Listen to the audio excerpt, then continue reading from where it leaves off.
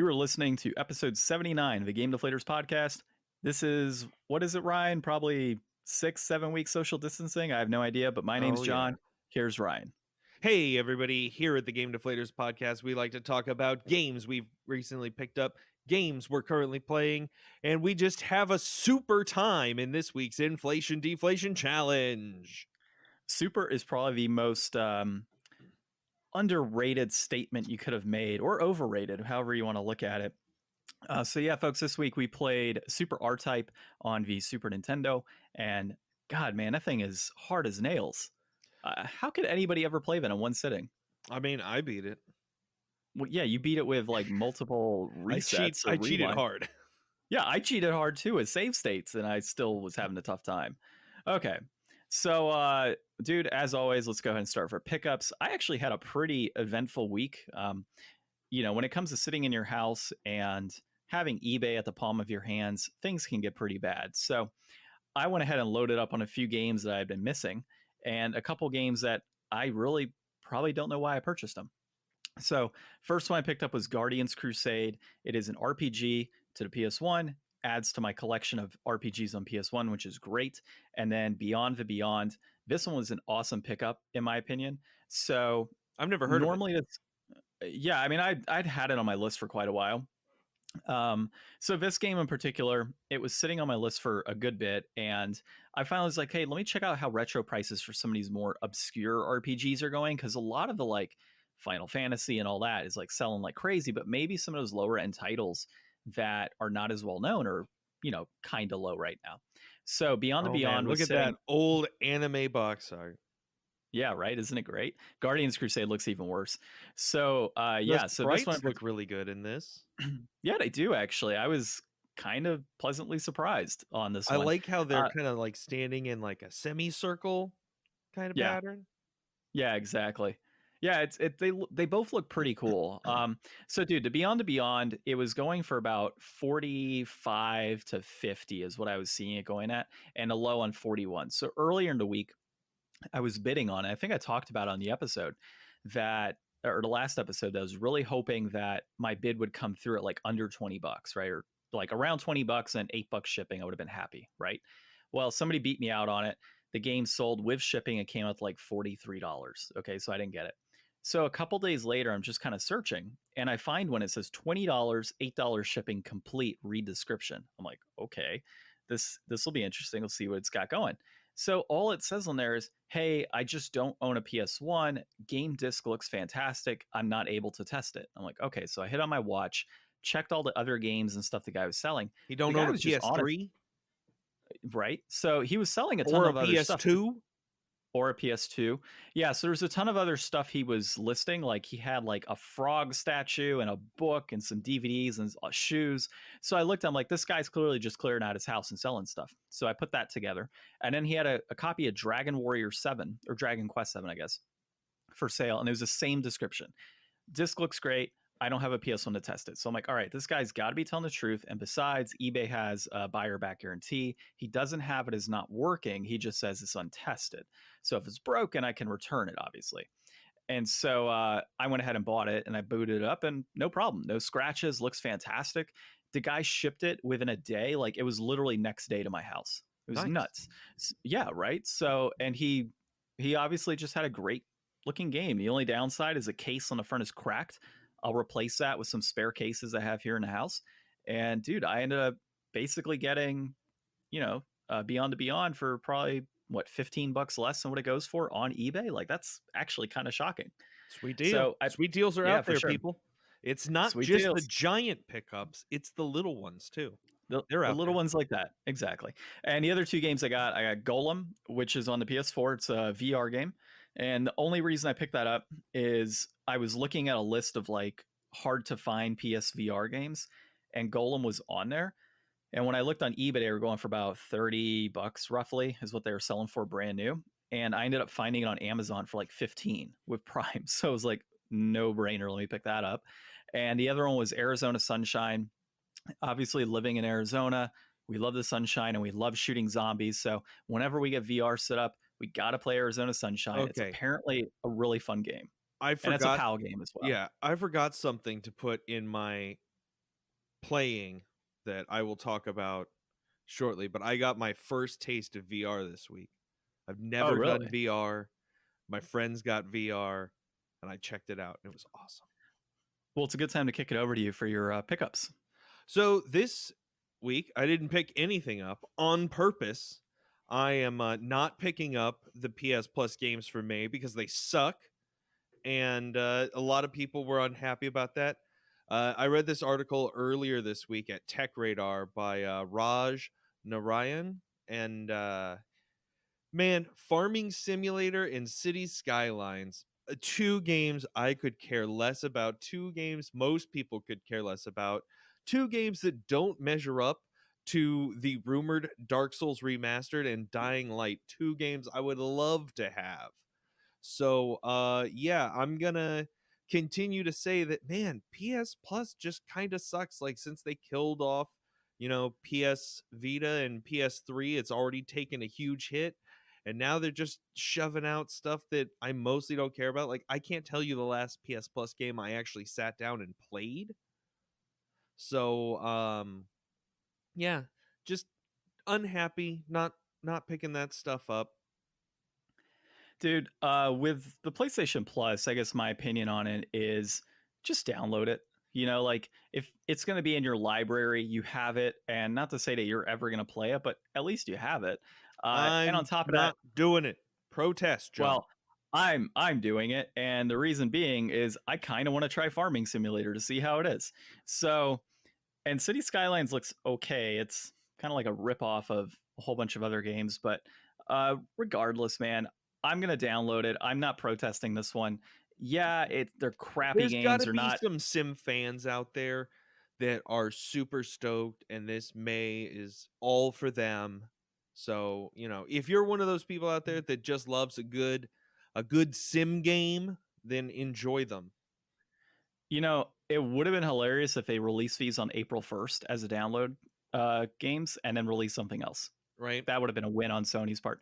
But yeah, they're crappy games. I totally get it. But at the same time, they're free. We've gotten free games during the course of a year, like the Uncharted collection. I think Last of Us was on there as well. So I'm we're just not wondering if getting they're like, trying to, get in on the calm nature of Animal Crossing success during this time and be like, well, maybe people will play these. yeah, and actually, this is a good time, Ryan. I posted a meme on our Facebook page at the Game Deflators of it was Farming Simulator. The Simpsons predicted this a long time ago. So if you look at the meme, absolutely makes sense. You got Farming Simulator, or no, it's Yard Work Simulator, and you've got the Animal Crossing characters pulling out weeds. It's Yeah. awesome. So yeah, catch us on there. Catch us on Twitter at Game Deflators because they don't like the. Instagram is at the Game Deflators, and then for podcast episodes, if you're listening now, enjoy it on your favorite solution that you have for podcasts. But we're also on iTunes, iHeartRadio, Spotify, and Google, and a whole bunch of other good stuff.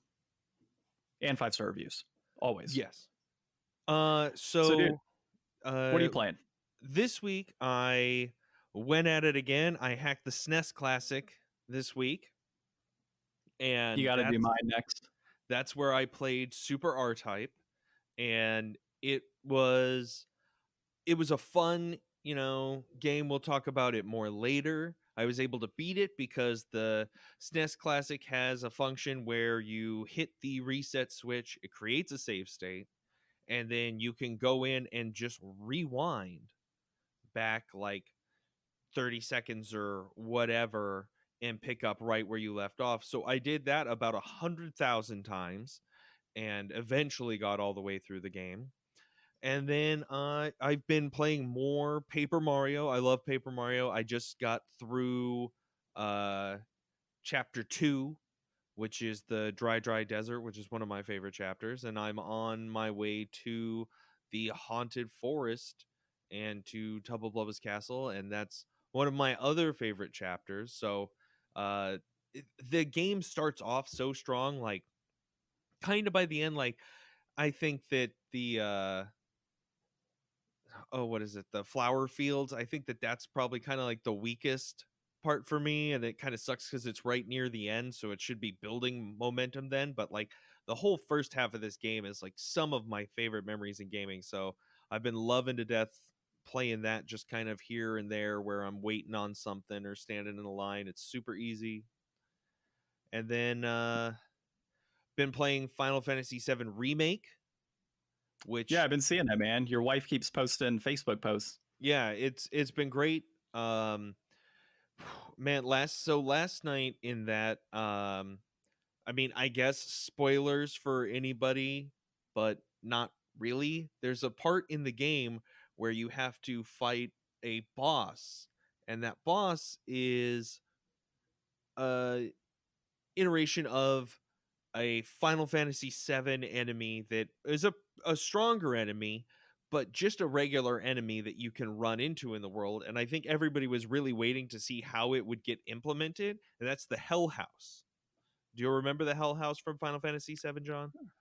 I do remember the Hell House from Final Fantasy VII, Ryan. Yeah, it's just like a regular enemy in Midgar, and it's this like house that you fight that's got like, you know, robot parts sticking out of it. So it's a boss in this game, and my wife beat it last night on her first try, but it was the most frustrating boss fight ever because we were just not equipped for it. We'd been doing all these it's in this arena area, so we had fought several waves of enemies before that. And the thing about it is that you need to exploit its elemental weaknesses, and it changes its elemental weakness all the time. So if you go into that fight with only one elemental materia equipped, and it hardly ever changes to that one, and when it does change to that color, it sucks you up inside of it. It's just, it was so frustrating. She was trying to fight it, and it's like, as Cloud, every hit just bounced off and did like no damage. And then trying to use Aerith, like, it seemed like her attacks were landing pretty good, but it just took forever to grind through this guy's health pool because we just couldn't fight it the way the game needed us to fight it for it to be a reasonable battle. Like, it took what could have been just like a fun, engaging battle, and probably would have been if we were equipped properly, and turned it into a monster like 20-minute slog of a battle. So, good question here for you. Assuming you beat the original Final Fantasy, I did not. who is your? Oh, well, damn, Ryan. Okay, well, who do you plan on having as your final party in this game? I mean, that's gonna depend because we're playing it together, and I don't really know. Like, that's one of the problems with playing games together sometimes, is that I feel like neither of us are probably as proficient in the combat as maybe we should be. You know, like, there's definitely things that I do that she doesn't do because I'm paying attention to those things when she's fighting. And then the reverse is also true. So it's like I have a hard time like keeping up with the healing, and she has a hard time keeping up with like using the ATB bars efficiently. So I feel like we both could be stronger at the game, and it's really going to depend. But I really was a fan of I really like Yuffie in the original, and Mm-hmm. then I don't know, either like Barrett or Sid. Oh, you're killing me, Ryan. So, my party when I beat it years ago was Cloud, obviously, Red 13, and Yuffie. Those are always my go-to characters. Absolutely loved using that combination. I did use a little bit of Vincent, but not too much. So, okay. Oh, one more Any thing other? that I did this week. I did Okay. VR. Oh yeah, that's right. You were going to say that. So Yeah. how'd that go? So my friend built like an awesome rig and got an Oculus, and oh my god. So we dived right in first with Super Hot, which everybody says is like the best VR game, and it's so fun to watch people play. And like, you could see what's on the screen, you could see them like what they're actually doing, and it's just hilarious. And it's a great time to just like, you know, share the headset around with other people that are clean and have been practicing and observing social distancing for the last few months. You know, it's very important to make sure that, you know, you wipe things down and all that stuff. Take care of yourselves. while you're having fun. And it was just incredible. I got a lot of shit because I was trying to play it more like in real time than really using the time mechanic. Do you know about Superhot, John? No, I haven't played it. Okay. So it's a game where uh time moves when you move. So it's a first person like Matrix combat simulator type thing. Like each level is just like you spawn in, you are in an environment, and there's guys coming at you with like guns and knives and stuff, and everything's just kind of like boxed wireframe style or polygon style. Like it looks like very, low tech, but Oh yeah, it's sharp like and all clean white. colors. Yeah. Yeah. So you can like grab a knife or a gun out of the air and like you shoot and try to hit them and try to dodge out of the way Matrix style from their bullets, because time only moves when you move. So if you stand still, you can like look around and assess your situation and then just quickly react to what's happening. So it's a ton of fun. And then after that, we played this game called Climb, which is a like free climbing game. And it was really interesting and cool. Like you really felt like, if you just hold your arms up in the air long enough, it gets hard to hold your arms up in the air. And this game is all about like climbing rock walls and stuff. And the controls are, I felt like everybody felt like they got some kind of, not like a full workout, but like, some type of fatigue from doing it. And we had a great time. I think maybe the biggest issue is that as much fun as VR is, it's still just too much of a high price point for me to buy into. Like the setup of the rig that they have and the price of the headset, it's a huge investment that I'm not ready to make yet. It needs to come down to a more user friendly all in one package. And I think that my first like ownership into VR, like I talked about trying to get that Oculus Quest last year and then that never happened, was probably going to be like the PSVR 2 linked up with the PS5, because I'll have a PS5 at some point, and I think the PSVR 2 will be at that kind of entry level and timing when I'll be ready for it. Yeah, and I've talked about it before too. I would really hope to get a PS5 with a VR connection to it, hopefully wireless, and have the ability to do PS4 games, obviously. So that's why I'm like stocking up on PS4 VR, man. Games that like nobody's looking at right now. I'm just picking up anything I can at this point, and at some point here, hopefully in the next year or so, we'll be playing some Arizona Sunshine and Golem. Dude, so one other pickup that we had, so this was interesting.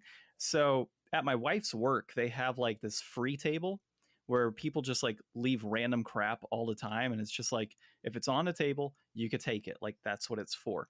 So she picked up Ark Survival Evolved on the Nintendo Switch. Game was just like randomly sitting on this table. She's like, I'll take it. So she got the pick up of the year, Ryan. She didn't have to pay a damn thing. And she got a Nintendo Switch game.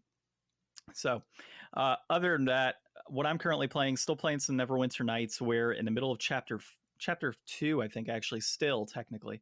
I was actually no chapter 3. Sorry. So we're at the end of that. We're trying to find the words of power, and I just came across a white dragon who has one of the words of power, and I told him this is the funniest thing. So. As we're talking, he's like, I'm not letting the word of power go, and I'm not telling you where it is. I keep it close. And so, of course, I was like, all right, well, I guess I'll have to take it from you. And he's like, let's see you try. He goes ahead and growls, and then there's just fear surrounding him. And I just run away pretty much. And he absolutely demolished me. It was the greatest thing ever. So luckily I saved before that. But yeah, that game's getting kind of hard. So I got to figure out what we're doing next and somehow correct the ability to not get fear. That would be nice. The other piece that I'm playing right now, obviously, is Arc the Lad 3. I progressed through Gislam and Testa, and I am now in, I think it's like the city of Jihard or something. I forget the name. It's like Jihardt, I think is how you say it.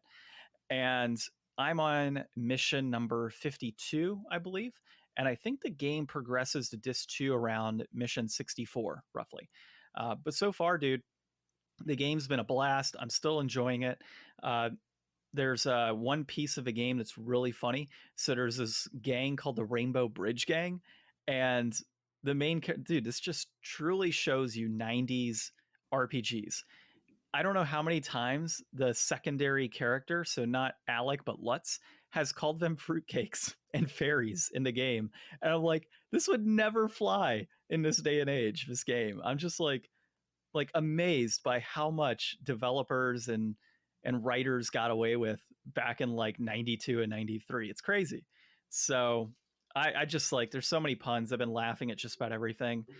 There was one really cool mission where you're trying to get this, like, there's this mysterious sound coming from a house. And when you go in, there's this guy and he's like, hey, I'm just trying to create this core synthesis that's in these books of ancient times. Like, I need your help. So the whole mission, you're helping this guy out and you're trying to figure out what the synthesis combination is. And he's standing there talking and he's like, hey, I'll meet you at, the weapon synthesis location, and I'll drop off the items there and we can do this together.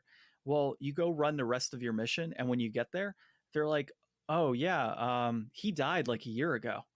Like, we haven't seen him in years. He dropped this off and he went off to a river to go find an item, and he ended up drowning when trying to save a child.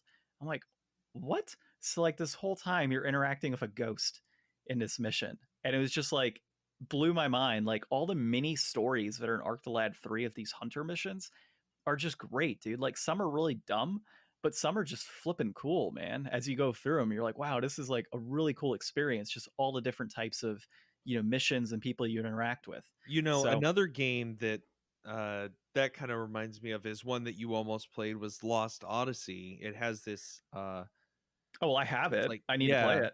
It's like 1,000 Years of Dreams or 10,000 Years of Dreams or something, and they're just these stories from one of the characters past, and it's like, some of them are great and some of them aren't so great, but like the ones that are great, it's like, wow, this is like a really cool thing to have in this RPG that's already got its own epic story, to have this like developed side story. And I know people are always saying that, like, in Witcher 3, like some of the side quests are as good as main quests from other games. So it's like, I really love when they can build the world up a lot through that, because you see so many RPGs that are, they don't really establish the world around them as feeling like a real place. Mm-hmm. Like, in a Final Fantasy 15, you go out and there's like in that first big area, there's like the Chocobo farm and the gas station, and there's like a few people standing there that are like quest givers and stuff, but like it doesn't, like, there's no houses, or there's no, like, it doesn't seem like it's always like as real until you get those characters that are believable in the world. Yeah, for sure, man. And what's actually pretty cool about this game too is how they have certain characters that continue on, right? So that Rainbow Bridge Gang, I've come across them in every single world so far, and it's just gotten like progressively funnier, like the whole gang in general. So your first interaction with them, you're in this, when you first start out in this first continent, and they're like on a bridge, right? And they just will not let you get across. They're like, we're the Rainbow Bridge Gang. You're like, who the hell are these guys? So you beat them and they run off, no big deal. The next world you go to, you have another interaction and they fight you really quick and they run off, and like they're telling their story as it gets there. In the third continent that I got to, they're sitting on this dock or this pier and they're just looking off into the sunset. Or actually, it's just the chief of them and he's looking off into the sunset. And you're like, what are you doing? And he's like, oh, well, I have a tale to tell you about the Rainbow Bridge Gang and how it all began. And so it like flashes back, right? And then it goes into this whole thing. He's talking to the men and everything. And he's talking about how, hey, I know you're down in the dumps and a great disaster and everything, but don't throw your life away. Join my gang and everything. So he goes ahead and like they do this whole flashback and they're showing everything. And then it just pans over and all the characters are just standing there like, did you really just have to reenact your entire flashback? Like, what was the point of that? And they're all talking about it. They're like, hey, that's our flashback. Like, don't get on our case about it. And then the battle ensues. And the most recent one, they recruited an assistant to the chief, and she's sitting there and she's all, angry and in the dumps. And you're like, hey, what's going on? We heard there was a gang here. And so she says, oh, yeah, I've got to tell you the story. So she says the whole story, and then it flashes over, and the whole gang is standing there with her. And she's like, and that's how I became the assistant to the chief. And you're like, what? So they just like reenacted a whole flashback again. And every time they go into battle, it gets like progressively funnier, where like when you first battle them, there's no colors or anything. Now, whenever they're like, let's get into battle, a rainbow comes across with like this sound of sparkling, and then there's rays of sunshine and birds flying, and then it jumps into battle. Like, it's hilarious, dude. But to your point, they're building up this other group within the actual storyline. So you have like this side story going on all the way through, and it's really a fun time. So anybody that hasn't played these, definitely give them a shot. And Ryan, we have one last pickup, by the way. So we had our contest currently on Twitter, Facebook, and other locations. And right now we went ahead and picked the winner. So it is going to be at Kenzen Kress. He is on Twitter, and this is Joe Swope. So congratulations, Joe. I hope that you're excited to play. Yep. So we ended up having a couple keys to Streets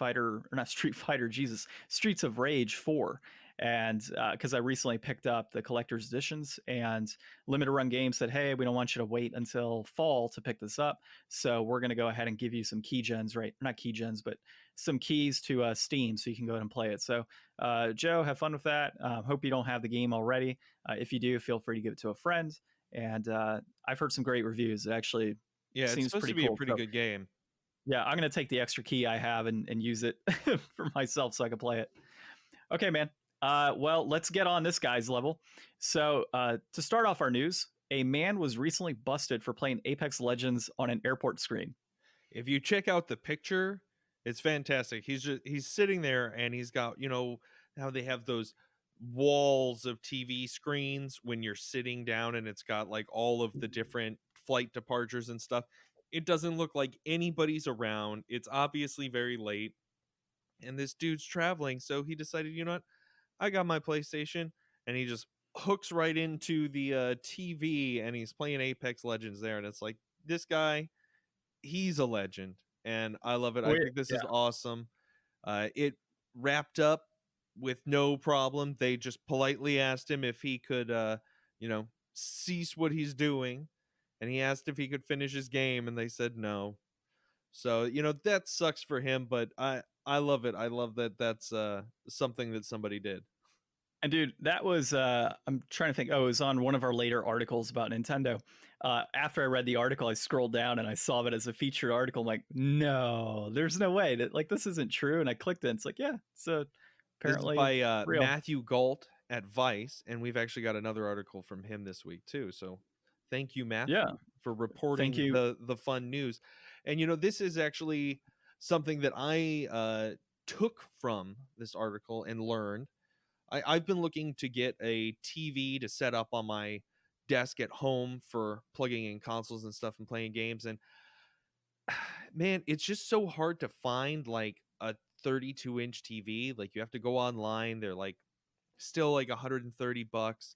So I think I found a better alternative that I didn't even really realize was a thing, but it's like a portable monitor with an HDMI in, and like an audio jack and a few extra ports, some USB-Cs and a USB 2.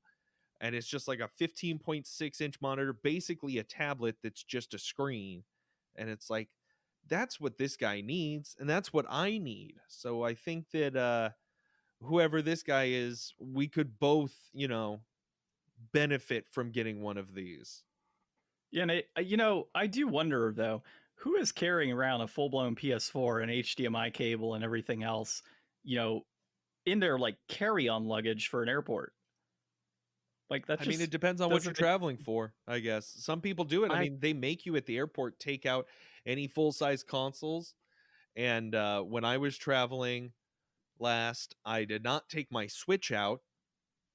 because I was like, it's not a full-size console. Well, like, apparently they consider it a full-size console, so they made me pull it out of my bag and run my bag through again. See, if you had the TSA pre-check, you wouldn't have to, Ryan. Though, I can't really talk too much. I at one point traveled the full-blown Atari 5200 in my luggage and games, and it was the most hilarious thing because at that point they weren't like fully expecting you to take out luggage. So obviously I just told the guy, I said, "Hey, is this okay to run through?" And he's like, "Oh, well, what is it?" So I opened up the bag. He saw, and he's like, he just started laughing and says, "Yeah, there's no way there's any tech in there that's going to pose any risk. Go ahead and run it through the scanner." But it was the craziest thing. So I'm just like lugging around this huge ass Atari 5200 in my bag. So that was interesting. Why? Because I had gotten it from somebody, an ex-friend, and it was just something they passed on to me. And I was traveling back home, and I really didn't have much of a choice. It was either ship the thing for like $50 or pop it in my carry-on luggage, which I happen to have space in. Okay. So that makes sense. Yeah, totally. Yeah, dude, I went to the post office and dude, that thing is huge. There's no way it would fit in there. So it was nice that I was able to take it on the plane and obviously keep it safe with me versus the hassles of travel in in a box. So I don't think we have anything else in this. The man's a legend. Apex Legends was his game, and airport security probably could have just let him finish the game. I mean, who's traveling right now? Our next piece, dude, this was actually pretty cool, and I really wish I would have downloaded this before it was taken down. But somebody actually emulated Super Mario 64 on the PC. So they ported it on PC and had it at 4K resolution, which is pretty sweet. That has since been taken down by Nintendo. But this was by Patrick Peralt at TechRaptor. So, Ryan, any comments? Yeah, that's Nintendo. I mean, that sounds like a Nintendo thing. Like, you put up something Nintendo and they're going to yank it down. I mean, they've even been yanking videos and stuff of it. So they don't want that out there in the world. And I guess I understand why, but, whatever, I guess. I think so it sucks because that person's obviously, had their content that they've worked on so long taken off. But, Nintendo really should, for a lot of these folks that do this, they should give them jobs. To be completely honest, like if you're here rendering 4K quality Super Mario 64 and you have this thing launched and ready to go, why isn't Nintendo reaching out to you and saying, "Hey, you've obviously got some skills. Maybe you should join our team." Well, I bet people at Nintendo could do that too. I mean, I don't know what the process is. I don't know how hard it is to do. But I mean, I don't think that gaming companies don't do this stuff because they can't. I think they don't do this stuff because they don't want to, because it's not going to be worth their time and they don't want anybody undermining, But here's the thing, it's a part of intellectual property. Like, in order to have intellectual property protection, you have to protect it. Like, you can't let people get away with stuff. Otherwise, you're not defending it, and then you kind of lose the whole deal. But hear me out here, okay? So the game's already done. The guy's already got it. PC port, 4K quality, it's done. All Nintendo needs to do is take it off and say, "Hey, you're not going to have it on here. However, we'd like to hire you to be on our team. And by the way, we're taking all of this that you've made, and we're going to go ahead, it's our property. We're going to go ahead and release it now." That's never happened. I mean, there's been a full-on fan translation of Mother 3 for a long time now, and they shouted at Nintendo, just take it and release it, and they wouldn't do it. It's not about all that. And plus, what is Nintendo doesn't have any devices that are 4K supported, and they're not going to release Nintendo IPs on another's hardware. Well, they do it on they do it on mobile all the time, apparently. What do they have, 3 games on there now? Yeah, but those aren't 4K ports of Mario 64. No, they're not, but could they take this and put it on Switch? I bet they could. Maybe not 4K, but I'm sure they could do something with it. Yeah, but they haven't even released Super Mario 64 for Switch again yet. They don't even have a 64 shop. I know that Nintendo has a lot of problems, but this guy doing this isn't going to inspire Nintendo to do anything. Well, maybe with the 64 version in 4K floating out there in downloads, maybe something like this pushes them to kind of, ramp up efforts and pop something out there that's high quality. Well, if that doesn't get, people thinking about what Nintendo has out in the world, this certainly will. This next article is also by Matthew Galt at Vice. Using leaked Nintendo source code poses serious legal risk to emulators. If you guys didn't know, Nintendo got a bunch of source code for the N64, Wii, GameCube, and some other games too. There was some Oh, it was more than that, dude. It's yeah, like there was a concept ton of stuff. stuff that was leaked this week. Yeah, I'm trying to find in the they article where have it says everything. they have like their Space World conference was leaked on there. They have marketing materials that have been leaked. They have source code for Debug different builds for games. early Pokemon games. Yeah, just about everything and anything has been leaked. A ton of stuff. So I read this article earlier this week, and I didn't realize that this would be something the emulation community wouldn't necessarily be excited about, because they're only able to legally do what they do through reverse engineering. So looking at the source code is not only not beneficial, but possibly harmful. Just looking at the code isn't going to like break any rules or break any laws or put them in jeopardy, but at the risk of accidentally using some of that in your own code, that could potentially pose a threat to these people that have been working on this for a long time. I mean, they've got a quote here: having a 16 plus year old emulator project go up in smoke isn't something I'd want to have happen. I've already seen a few comments on Reddit saying something along the lines of, well, why don't you just make use of it but change it up a little bit before using it, which is a profound lack of perspective. That's from Lion Cash. Yeah, so Lion Cash, I think if I'm correct here, is part of the Dolphin emulator team. Mm-hmm. And yeah, it's pretty much saying like, look, if you copy any of his source code, Nintendo officially has legal grounds to go ahead and issue copyright infringement on you.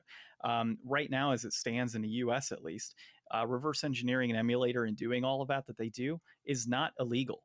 So it only becomes illegal when you start copying source code and start copying other materials from the actual creator. So now, obviously, the reason they don't like emulators in general is because it, allows for piracy and stuff, and people, taking a game, putting it on a console, putting it on, well, not a console, but selling it, basically reselling it. And so, yeah, I mean, honestly, I could totally see where the emulator community would not be excited about this. It really has no benefit to them. And it actually makes you wonder if Nintendo purposefully leaks some of this stuff, because what good is it for them to have this stuff? I mean, obviously it's their intellectual property, but if it's reused, do you know how many people they could chase if this is reused in any way? Like, they could pretty much have just put out It's a all trap. this content. Exactly, it's a trap. So all of this content that they've gone ahead and, we'll just say, leaked, if this hits other types of emulator software out there, people that are doing stuff with it, and at the end of the day, they could shut down a ton of folks just like that because people fell for it. So it's interesting to see if if this was really a leak, or is this Nintendo just releasing a bunch of stuff that they may not feel is worth anything. Like, what does Nintendo stand to lose by releasing source code for the N64? I mean, it's still trade secrets. It's still stuff that, just because these people are trying to But to what do extent? because these people are trying to do emulation right, like, hopefully it doesn't affect them. But I mean, having that out there in the open makes it easier for people who maybe don't have, a huge project with a bunch of people working on it. I mean, it says in here that in 2019 they spent about $10 million in like labor working on the emulators that they do for Dolphin. Yeah, $10 million worth of work on the project so far. So like, those people should be safe, but like, they don't want other people who could just copy that source code and not change it at all be able to turn around and put out emulators left and right. Like I talked about a few weeks ago when I was trying to figure out the emulation for the iPad, it just doesn't seem worth it with the rate at which they will pull the license for your emulator. So if all of a sudden that market is flooded with a bunch of people that don't really have to do any work because the source code is just available, it could be a whole slew of new people getting into it and people making it. And Yeah, I but mean, it might expand the issue. Or it could decrease the issue if, Nintendo starts cracking down further because people are copying over source code and not making enough changes.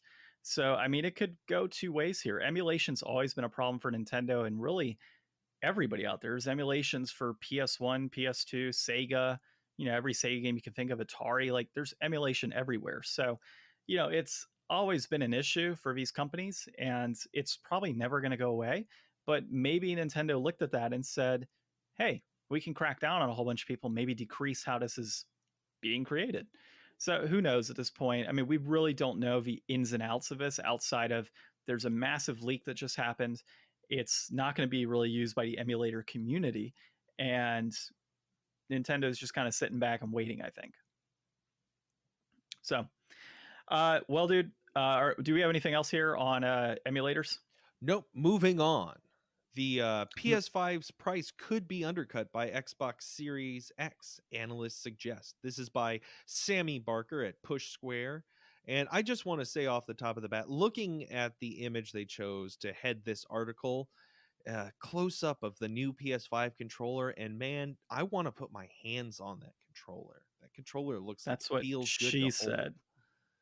But That's also so in a live episode of Jeff Keighley's bonus round this week, Wedbush securities analyst Michael Pachter suggested that Microsoft may undercut the price of PlayStation 5 this holiday. According to industry analysts, he thinks Sony will charge $500 for its next gen, giving its Redmond competitor the opportunity to take a big loss and charge consumers less for the Xbox Series X.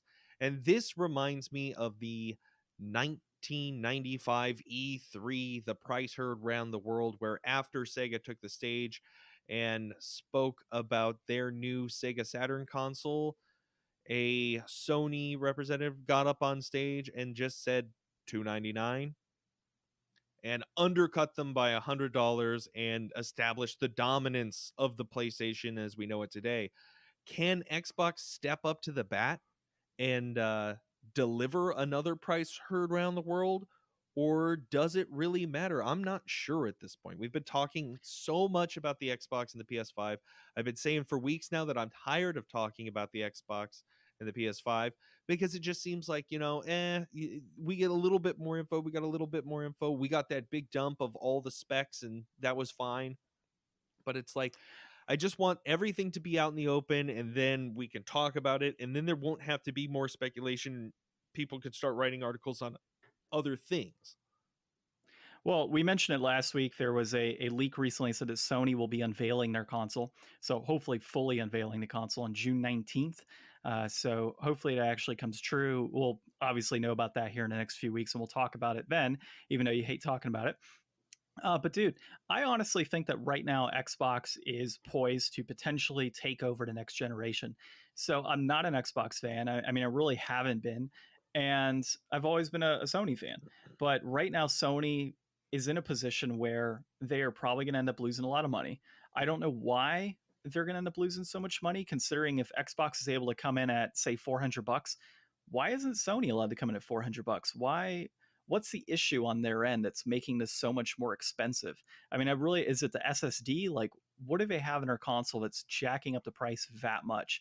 They're both using essentially the same chip company in AMD. I'm assuming that whatever is going to be different between the two of them is going to come down to anything. Like, as far as I know, we haven't heard anything or I haven't read anything that I can remember talking about PS5's VR.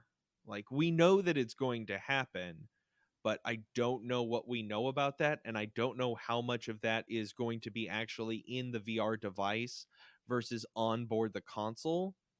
But if Xbox hasn't even talked about doing VR and we don't have any confirmation of the Series X being VR compatible or anything, I'm assuming that if they put any extra money in, it's probably going to be going into that. And that Well, I was already talking earlier about how expensive that is to get in on PC. Like, it might just be things that are in there, parts that are more compatible with VR that they chose, that Xbox is able to take advantage of a cheaper, stronger component that does, the same thing within the console for non-VR use. Well, and yeah, so maybe there's an entry level console that Microsoft is going to have that's sitting there at say 400, but Well, they'll if both you come want, out with a bunch of different yeah. versions. We all know that still. Well, no, I'm saying from out the gate. I'm saying out the gate, Microsoft has something like, an Xbox Series X Lite, where it's just here's your bare bones, kind of like the I arcade mean, we console haven't years heard ago. of it. Yeah, we haven't heard of it.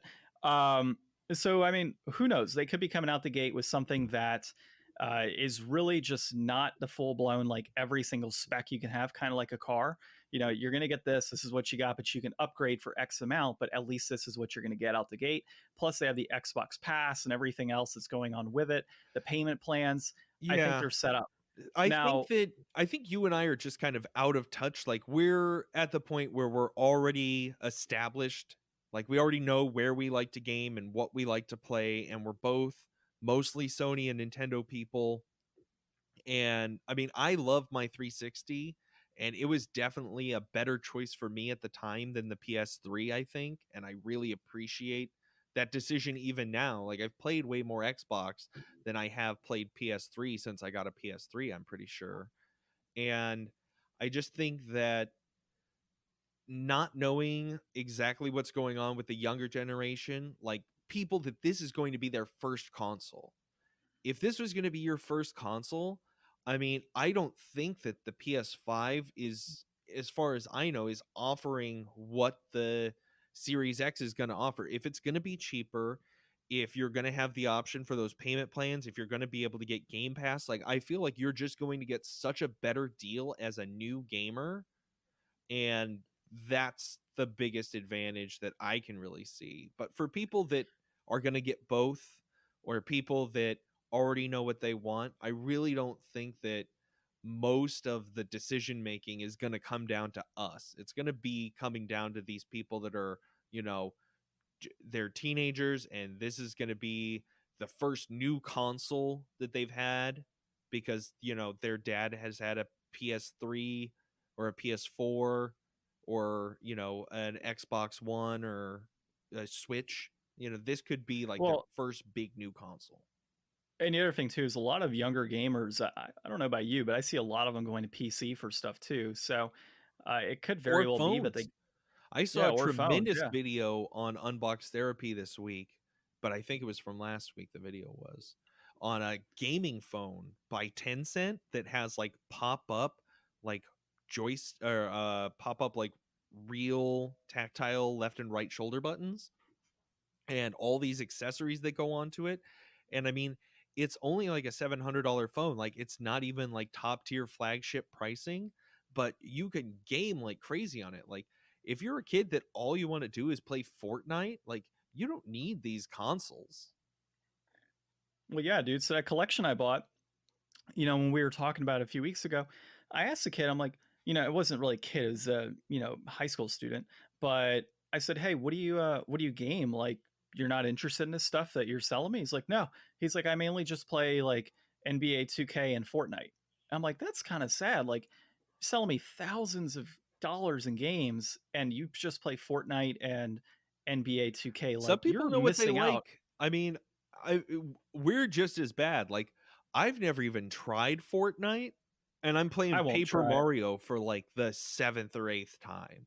Like, at some point, your nostalgia gets the better of you, and you stop exposing yourself to new stuff. Like, I often think of playing like a first-person shooter, and it's like, I don't even remember the last time I really sat down and played a first-person shooter. Like, it had to have been Borderlands 3 or maybe And see, dude, Borderlands 2 on Vita. I don't know. Like, I don't remember the last time I was like really in a first person shooter. And see, first person shooters for me, I've lost a lot of interest in them. I just don't have, I don't have a lot of interest in logging online and sitting back No, and not playing a first even just person shooter. online play, like just a good first-person just to shooter. play it? Yeah, like Dying Light is a fun first-person shooter from what I hear. Like, I would be very interested in playing that, but that's not a new game. And any of the other new ones that are coming out, like Metro Exodus came out last year. That game looks phenomenal, but there was no part of me that was interested in buying it. Yeah, there's tons of first-person shooters look awesome. Like, I'll sit back and play something like that. But, when you look at the campaign being, 3-4 hours in some of these games, maybe 10, it's just not really that worth it. I would say that first-person shooter-wise, though, I think Alien Isolation is technically a first-person shooter. So it has at least a first-person view mode. So that would probably be the last one. It's a survival horror, but it is first-person, yeah. I guess maybe Resident Evil 7. That was a first-person shooter. Yeah, I mean, and especially if you can play it in first-person mode. Hey, one other thing I want to talk about on this price point thing and undercutting, though, one thing that we really haven't thought about, if Microsoft is coming out the door at $100 less, do you think it could potentially be due to manufacturing that they're having, it might be a cost of labor. They're able to cut the cost down by going to a specific country for manufacturing and cutting corners and such to get their console out at a lower price point? I mean, it does make you wonder. Well, but they're both using very similar chips. Those chips are going to be manufactured in, very similar places for very similar prices. Like, I don't think they're necessarily getting the better deal. Like, I don't know that they're negotiating a better deal. Hasn't there always been like a weird relationship between like Japan and China? Like, does it, could it come down to maybe maybe Microsoft's going through cheaper labor in like China, whereas Japan maybe doesn't want to go there. They'll go through a different country that might be a little higher. I don't think money matters between borders. I think companies always want the cheapest price, and they're going to go wherever they can get it, wherever it is. Gotcha. Well, either way, man, I guess we'll see here in the next few weeks. I'm hoping they both come out at 400. That would be a win in my, pocket. But obviously, so $299. If Sony came in at $299 and did that, that'd be hilarious.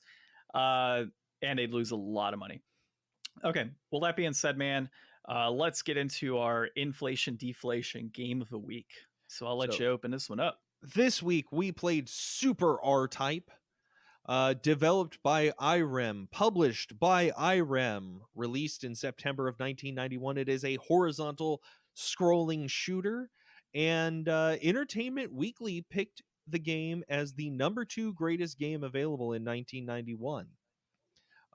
It is a very hard game. It is kind of a combination of two games. So it borrows 4 stages from R-Type 2 and then adds in 3 new ones. And the game is known for its high difficulty, even compared to other games in the same series.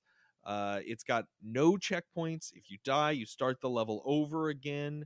It has some major slowdown issues when you play it, which are actually beneficial because there's so much stuff on screen. Getting out of the way is just easier when time is slowed down for you. I had a really fun time playing it.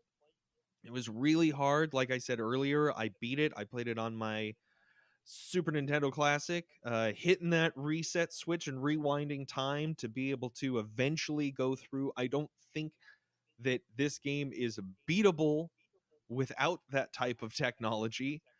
And it was interesting to play one of our games all the way through it. I took 2 sessions to do it, and I think that the flame weapon is by far the worst, and I think the bouncing lasers are probably my favorite. And I think that the way that you use the option took me way longer to get used to and make use of than it should have, because I was probably just being dumb. Well, I am actually right now, as we speak, in the middle of purchasing Super R-Type because I didn't have a copy, funny enough. But I do now, Ryan, because I'm hitting confirm and pay. So that'll be here in 5 days. So, wait, dude, I think... Did you just make a purchase during the inflation deflation? I totally did. I literally just did. My order is in. I should get it by May 18th. May 18th, this is. Yeah. So, well, I think we know where I stand on the price point this week. So, my opinion of the game, I played it on an emulator. I now own it, so don't say anything to me. And I did save states, and I had to do a lot of save states on this game. And I think I got to about the end of stage 3, where he had like that squid crab looking monster that came out. And that part was pretty difficult. I couldn't get past that right away. And when I looked at the clock, it was time to start recording. You had actually just messaged me and say, "Hey, when are we starting?" So, you know, I think the game was a lot of fun. I think the music is awesome. It controls really well. The amount of weapons you can get are fantastic. I would say my least favorite weapon would be the sparkly rainbow circles that shoot out the back. I thought that was absolutely horrible.